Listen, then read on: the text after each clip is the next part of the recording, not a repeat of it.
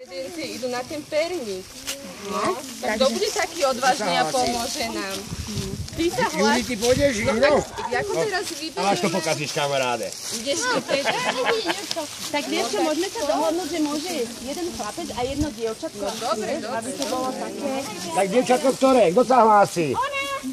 Tak poďte práve ja. Nebude jeden vedieť takú ťažkú diálku.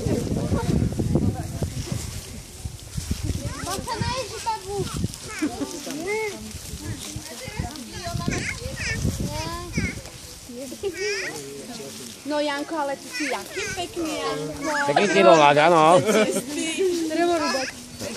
Dobre, no tak chlapcovi zaviažeme takto oči. Nič nevidíš? Ukáž, koľko prstov pre teba dávam. 2. Dobre. Milanko, ty to chceš mať? A ty vidíš niečo? Ne? Dobre.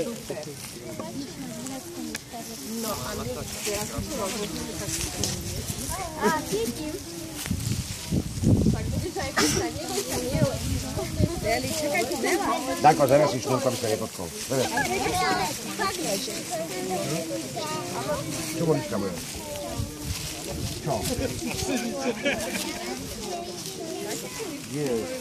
Vy ste museli byť strašne roztražení, keď vám sa Jaga baba dala len jednu lyžičku. Vy ste určite strátili. Povedala, že sme sú rodinky, že to nevadí. Ale tak vy ste vedeli, že tu bude veľa dobrých ľudí, čo nájdu nejakú čistú vodu. Aj lyžičku. Jasné. Dobre, super. Tak, Neli, Kristýnka. a poviete nám, čo sa je. Ja viem.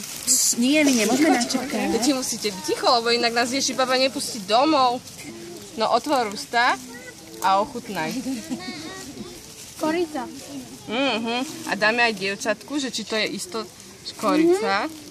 No čo ty povieš? Je to škorica. Šikovný, dobre. To doma papám. Ľubíš? Mama robí perníky. Dobre sme vybrali. Pozri sa, Janko. No Janko je nejaký roztrožitý a nejaký Tak. rúžavý. Otvor ústa. S cukrom. Do perníkov ide ocot s cukrom. Nie, sol. No a je to sol, áno? Výborne, výborne. Veď áno, perníky nemôžu byť moc slabé. Veľmi, no. Otvor ústa. No, hádaj. Ukáž, Matka bolo hrubá. To je jedno.